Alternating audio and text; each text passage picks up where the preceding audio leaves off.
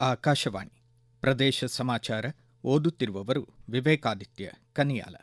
ಮುಖ್ಯಾಂಶಗಳು: ಉದ್ಯೋಗ ಖಾತ್ರಿ ಯೋಜನೆಗೆ ಮಹಾತ್ಮ ಗಾಂಧಿ ವಿಬಿಜಿ ರಾಮ್ಜಿ ಮರುನಾಮಕರಣಕ್ಕೆ ರಾಜ್ಯ ಗ್ರಾಮೀಣಾಭಿವೃದ್ಧಿ ಸಚಿವರ ಆಗ್ರಹ.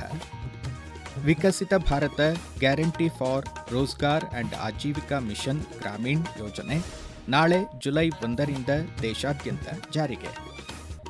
ಕೇಂದ್ರ ಕೃಷಿ ಸಚಿವಾಲಯದ ಖೇತ್ ಬಚಾವೋ ಮಾಸಿಕ ಅಭಿಯಾನ ಇಂದಿಗೆ ಮುಕ್ತಾಯ. ಮತದಾರರ ಪಟ್ಟಿ ಸಮಗ್ರ ಪರಿಷ್ಕರಣೆ, ಮತಗಟ್ಟೆ ಅಧಿಕಾರಿಗಳು ಇಂದಿನಿಂದ ಮನೆಗಳಿಗೆ ಭೇಟಿ. ಈಗ ವಾರ್ತೆಗಳ ವಿವರ. ಉದ್ಯೋಗ ಖಾತ್ರಿ ಯೋಜನೆಗೆ ಮಹಾತ್ಮ ಗಾಂಧಿ ವಿಬಿಜಿ ರಾಮ್ಜಿ ಎಂದು ಮರುನಾಮಕರಣ ಮಾಡಬೇಕು. ದೇಶದ 2,68,000 ಗ್ರಾಮ ಪಂಚಾಯಿತಿಗಳಿಗೆ ಮಹಾತ್ಮ ಗಾಂಧೀಜಿ ಹೆಸರನ್ನಿಡುವಂತೆ ಗ್ರಾಮೀಣಾಭಿವೃದ್ಧಿ ಹಾಗೂ ಪಂಚಾಯಿತಿ ರಾಜ್ ಖಾತೆ ಸಚಿವ ಈಶ್ವರ್ ಖಂಡ್ರೆ ಆಗ್ರಹಿಸಿದ್ದಾರೆ. ಹೊಸದಿಲ್ಲಿಯಲ್ಲಿ ಕೇಂದ್ರ ಗ್ರಾಮೀಣಾಭಿವೃದ್ಧಿ ಸಚಿವರ ಅಧ್ಯಕ್ಷತೆಯಲ್ಲಿ ಜರುಗಿದ ರಾಷ್ಟ್ರೀಯ ಗ್ರಾಮೀಣ ವಿಕಾಸ ಸಮ್ಮೇಳನದಲ್ಲಿ ಕರ್ನಾಟಕ ರಾಜ್ಯದ ಪರವಾಗಿ ಪಾಲ್ಗೊಂಡು ಹಲವು ಮಹತ್ವದ ವಿಷಯಗಳನ್ನು ಪ್ರಸ್ತಾಪಿಸಿರುವುದಾಗಿ ಎಕ್ಸ್ ಖಾತೆಯಲ್ಲಿ ಸಚಿವ ಖಂಡ್ರೆ ತಿಳಿಸಿದ್ದಾರೆ. ಗ್ರಾಮೀಣ ಬಡ ಕುಟುಂಬಗಳಿಗೆ ವರ್ಷದ 365 ದಿನಗಳು ಉದ್ಯೋಗದ ಖಾತ್ರಿ ದೊರೆಯುವಂತೆ ಕ್ರಮ ಕೈಗೊಳ್ಳಲು ಒತ್ತಾಯಿಸಲಾಗಿದೆ. ವಿಬಿಜಿ ರಾಮ್ಜಿ ಹೊಸ ಯೋಜನೆಯಡಿ 60-40ರ ಬದಲು 90-10ರ ಕೇಂದ್ರ ರಾಜ್ಯ ವೆಚ್ಚದ ಅನುಪಾತ ಮುಂದುವರಿಸಿ ರಾಜ್ಯಗಳ ಮೇಲಿನ ಆರ್ಥಿಕ ಹೊರೆ ಕಡಿಮೆ ಮಾಡಬೇಕು ಎಂದು ಮನವಿ ಮಾಡಿದ್ದಾರೆ.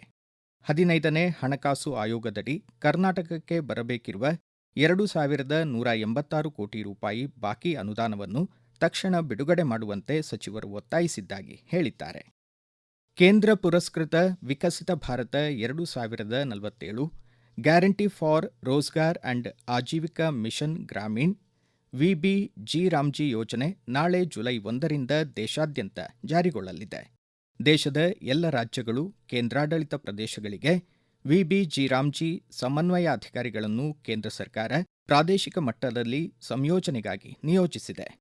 ಇಂದಿನವರೆಗೆ ಚಾಲ್ತಿಯಲ್ಲಿದ್ದ ಮಹಾತ್ಮ ಗಾಂಧಿ ರಾಷ್ಟ್ರೀಯ ಗ್ರಾಮೀಣ ಉದ್ಯೋಗ ಖಾತ್ರಿ ಯೋಜನೆ ಮನರೇಗಾ ಇಂದಿಗೆ ಕೊನೆಯಾಗುವುದು. ವಿಬಿಜಿ ರಾಮ್ಜಿ ಯೋಜನೆಯಡಿ ಹೆಸರು ನೋಂದಾಯಿಸಿದ ಕೂಲಿ ಕಾರ್ಮಿಕರಿಗೆ ವಾರ್ಷಿಕ 125 ದಿನಗಳ ಉದ್ಯೋಗ ಖಾತ್ರಿ ಖಚಿತಪಡಿಸಲಾಗಿದೆ. ವಿಬಿಜಿ ರಾಮ್ಜಿ ಯೋಜನೆ ಲಾಂಛನವನ್ನು ದಕ್ಷಿಣ ಕನ್ನಡ ಜಿಲ್ಲೆ ಪುತ್ತೂರು ತಾಲೂಕಿನ ಕೆ. ರಾಮ್ಪ್ರಸಾದ್ ರಚಿಸಿದ್ದಾರೆ. 7,000ಕ್ಕೂ ಅಧಿಕ ಕಲಾವಿದರು ರಚಿಸಿದ್ದರು. ವಿಬಿಜಿ ರಾಮ್ಜಿ ಅನುಷ್ಠಾನದ ಕುರಿತ ತರಬೇತಿ ಕಾರ್ಯಾಗಾರ ಕೊಪ್ಪಳ ತಾಲೂಕು ಪಂಚಾಯಿತಿ ಸಭಾಂಗಣದಲ್ಲಿ ಜರುಗಿತು. ಕಾರ್ಯನಿರ್ವಾಹಕ ಅಧಿಕಾರಿ ದುಂಡಪ್ಪ ತುರಾದಿ ಚಾಲನೆ ನೀಡಿದರು. ಕೇಂದ್ರ ಕೃಷಿ ಹಾಗೂ ರೈತರ ಕಲ್ಯಾಣ ಸಚಿವಾಲಯದಿಂದ ಈ ತಿಂಗಳ 1ನೇ ತಾರೀಖಿನಿಂದ ಆರಂಭಗೊಂಡಿದ್ದ ಖೇತ್ ಬಚಾವೋ ಅಭಿಯಾನ ಇಂದು ಪೂರ್ಣಗೊಳ್ಳಲಿದೆ. ದೇಶಾದ್ಯಂತ ಹಾಗೂ ಕರ್ನಾಟಕದಾದ್ಯಂತ ದೀರ್ಘಕಾಲಿಕ ಸುಸ್ಥಿರ ಕೃಷಿ ಹಾಗೂ ಮಣ್ಣಿನ ಆರೋಗ್ಯ ಸಂರಕ್ಷಣೆಯ ಅಭಿಯಾನ ಖೇತ್ ಬಚಾವೋ ಅಭಿಯಾನ. ಕೃಷಿ ಇಲಾಖೆ ಹಾಗೂ ಕೃಷಿ ವಿಜ್ಞಾನ ಕೇಂದ್ರಗಳ ಮೂಲಕ ಕೇಂದ್ರ ಪುರಸ್ಕೃತ ಕೃಷಿ ಯೋಜನೆಗಳು, ವಿಮೆ ಸೌಲಭ್ಯಗಳು ಹಾಗೂ ಮಣ್ಣಿನ ಆರೋಗ್ಯ ಸೇರಿದಂತೆ ಸೂಕ್ತ ರಸಗೊಬ್ಬರಗಳ ಬಳಕೆ ಕುರಿತು ರೈತರಿಗೆ ಮಾಹಿತಿ ಒದಗಿಸಲಾಗಿದೆ. ಯಾದಗಿರಿ ಜಿಲ್ಲೆಯ 16 ಹೋಬಳಿಗಳ ವ್ಯಾಪ್ತಿಯ 125 ಗ್ರಾಮ ಪಂಚಾಯಿತಿಗಳಲ್ಲಿ ಖೇತ್ ಬಚಾವೋ ಅಭಿಯಾನ ಜರುಗಿತು. ಕೃಷಿ ಇಲಾಖೆ ಜಂಟಿ ನಿರ್ದೇಶಕ ರತೇಂದ್ರನಾಥ್ ಸೂಗೂರ್ ಪ್ರದೇಶ ಸಮಾಚಾರಕ್ಕಾಗಿ ಮಾಹಿತಿ ನೀಡಿದ್ದಾರೆ.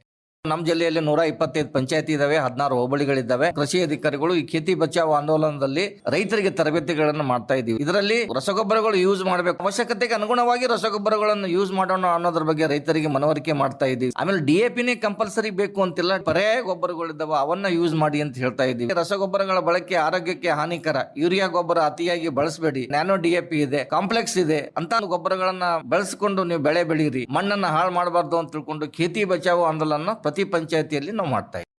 ಭಾರತ ಸರ್ಕಾರ ಗ್ರಾಮೀಣ ಮತ್ತು ನಗರ ಪ್ರದೇಶಗಳ ನಡುವಿನ ಡಿಜಿಟಲ್ ಅಂತರವನ್ನು ಕಡಿಮೆ ಮಾಡುವ ಉದ್ದೇಶದಿಂದ ಡಿಜಿಟಲ್ ಭಾರತ್ ನಿಧಿ ಹೆಸರಿನಲ್ಲಿ ಗ್ರಾಮ ಪಂಚಾಯಿತಿಗಳು ಮತ್ತು ಹಳ್ಳಿಗಳಲ್ಲಿ ಎಫ್ಟಿಟಿಎಚ್ ಹೈಸ್ಪೀಡ್ ಬ್ರಾಡ್ಬ್ಯಾಂಡ್ ಸಂಪರ್ಕಗಳನ್ನು ಒದಗಿಸುವ ಯೋಜನೆ ರೂಪಿಸಿದೆ.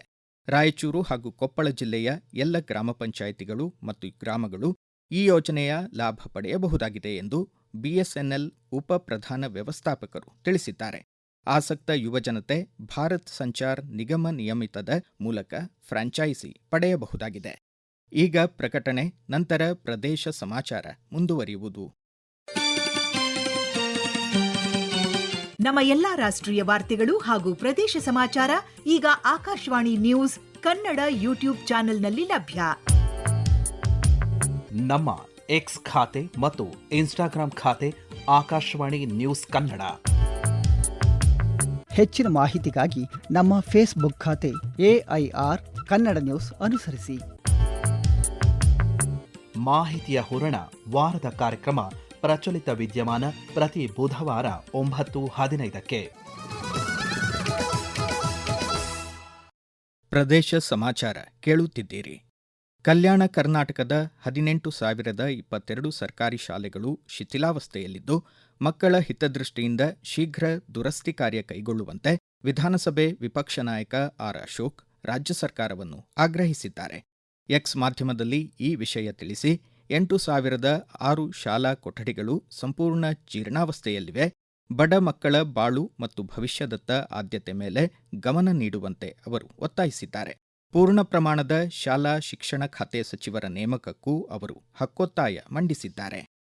ಭಾರತ ಚುನಾವಣಾ ಆಯೋಗದ ನಿರ್ದೇಶನದ ಹಿನ್ನೆಲೆ ರಾಜ್ಯಾದ್ಯಂತ ಇಂದಿನಿಂದ ಜುಲೈ 29ರವರೆಗೆ ಮತದಾರರ ಪಟ್ಟಿ ವಿಶೇಷ ಸಮಗ್ರ ಪರಿಷ್ಕರಣೆ ಪ್ರಕ್ರಿಯೆ ಅಡಿ ಮತಗಟ್ಟೆ ಅಧಿಕಾರಿಗಳು ಮನೆ ಮನೆಗಳಿಗೆ ಭೇಟಿ ನೀಡಿ ಮತದಾರರಿಗೆ ಪ್ರೀಫಿಲ್ಡ್ ಎನ್ಯುಮರೇಷನ್ ಫಾರ್ಮ್ ನೀಡಿ ಮತದಾರರ ಮಾಹಿತಿ ಪರಿಶೀಲಿಸಿ ನವೀಕರಿಸಲಿದ್ದಾರೆ. ಧಾರವಾಡ ಜಿಲ್ಲೆಯ ಮತದಾರರ ಪಟ್ಟಿಯ ವಿಶೇಷ ಸಮಗ್ರ ಪರಿಷ್ಕರಣೆ ಕಾರ್ಯದ ಸಿದ್ಧತೆ ಕುರಿತು ಜಿಲ್ಲಾಧಿಕಾರಿ ಆರ್ ಸ್ನೇಹಲ್ ಪ್ರದೇಶ ಸಮಾಚಾರಕ್ಕಾಗಿ ಮಾಹಿತಿ ನೀಡಿದ್ದಾರೆ.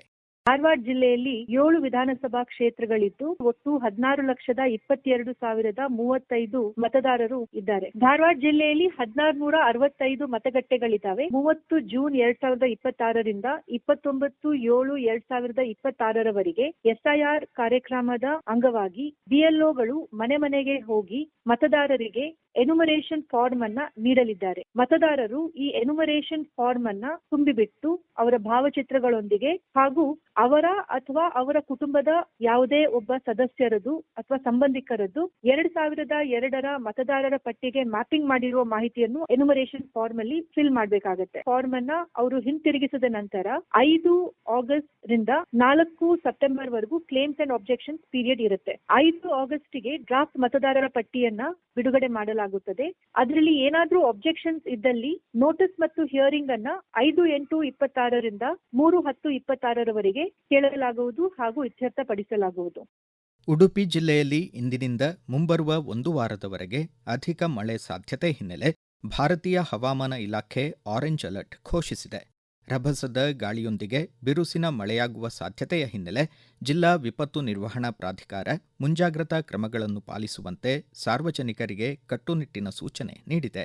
ಮಳೆ ಸಿಡಿಲಿನ ಸಂದರ್ಭದಲ್ಲಿ ಕೃಷಿಕರು ಕೃಷಿ ಚಟುವಟಿಕೆಗಳಿಂದ ದೂರವಿರಬೇಕು. ಮೀನುಗಾರರು ಮೀನುಗಾರಿಕೆ ನಡೆಸದಂತೆ ಜಿಲ್ಲಾಧಿಕಾರಿ ಟಿಕೆ ಸ್ವರೂಪ ಆದೇಶಿಸಿದ್ದಾರೆ. ತುರ್ತು ಸಂದರ್ಭದಲ್ಲಿ ಉಚಿತ ಸಹಾಯವಾಣಿ 1077 ಸಂಪರ್ಕಿಸಲು ಕೋರಿದ್ದಾರೆ. ತವರಿನಂಗಳದಲ್ಲಿ ಹುಬ್ಬಳ್ಳಿ ಟೈಗರ್ಸ್ ತಂಡ ಆರಂಭಿಕ ಆಟಗಾರ ಮಯಾಂಕ್ ಅಗರ್ವಾಲ್ 81 ರನ್ ಹಾಗೂ ಮೊಹಮ್ಮದ್ ತಾಹಾ ಅವರ 57 ರನ್ಗಳ ಅಜೇಯ ಬ್ಯಾಟಿಂಗ್ನಿಂದ ಗುಲ್ಬರ್ಗಾ ಮಿಸ್ಟಿಕ್ ತಂಡದ ವಿರುದ್ಧ ವಿಕೆಟ್ ನಷ್ಟವಿಲ್ಲದೆ ಜಯ ಸಾಧಿಸಿತು. ಧಾರವಾಡ ಜಿಲ್ಲೆ ಹುಬ್ಬಳ್ಳಿಯ ರಾಜನಗರದ ಕೆಎಸ್ಸಿಎ ಮೈದಾನದಲ್ಲಿ ಜರುಗಿದ ಮಹಾರಾಜ ಟ್ರೋಫಿ ಟಿ20 ಕ್ರಿಕೆಟ್ ಪಂದ್ಯಾವಳಿಯಲ್ಲಿ ಮಳೆಯಿಂದಾಗಿ 15 ಓವರ್ಗಳಿಗೆ ನಿಗದಿಪಡಿಸಲಾದ ಪಂದ್ಯದಲ್ಲಿ ಗುಲ್ಬರ್ಗಾ ತಂಡ ಒಡ್ಡಿದ 139 ರನ್ ಗುರಿಯನ್ನು 12.1 ಓವರ್ಗಳಲ್ಲಿ ವಿಕೆಟ್ ನಷ್ಟವಿಲ್ಲದೆ ಹುಬ್ಬಳ್ಳಿ ಟೈಗರ್ಸ್ ತಂಡ ಗುರಿ ತಲುಪಿತು. ಕೊನೆಯಲ್ಲಿ ಮತ್ತೊಮ್ಮೆ ಮುಖ್ಯಾಂಶಗಳು. ಉದ್ಯೋಗ ಖಾತ್ರಿ ಯೋಜನೆಗೆ ಮಹಾತ್ಮ ಗಾಂಧಿ ವಿಬಿಜಿ ರಾಮ್ಜಿ ಮರುನಾಮಕರಣಕ್ಕೆ ರಾಜ್ಯ ಗ್ರಾಮೀಣಾಭಿವೃದ್ಧಿ ಸಚಿವರ ಆಗ್ರಹ. Viksit Bharat guarantee for Rozgar and Ajeevika mission Grameen ಯೋಜನೆ ನಾಳೆ ಜುಲೈ 1ರಿಂದ ದೇಶಾದ್ಯಂತ ಜಾರಿಗೆ. ಕೇಂದ್ರ ಕೃಷಿ ಸಚಿವಾಲಯದ ಖೇತ್ ಬಚಾವೋ ಮಾಸಿಕ ಅಭಿಯಾನ ಇಂದಿಗೆ ಮುಕ್ತಾಯ. ಮತದಾರರ ಪಟ್ಟಿ ಸಮಗ್ರ ಪರಿಷ್ಕರಣೆ, ಮತಗಟ್ಟೆ ಅಧಿಕಾರಿಗಳು ಇಂದಿನಿಂದ ಮನೆಗಳಿಗೆ ಭೇಟಿ. ಇಲ್ಲಿಗೆ ಪ್ರದೇಶ ಸಮಾಚಾರ ಮುಕ್ತಾಯವಾಯಿತು. ನಮ್ಮ ಮುಂದಿನ ರಾಷ್ಟ್ರೀಯ ವಾರ್ತಾ ಪ್ರಸಾರ ಈ ಬೆಳಗ್ಗೆ 7:35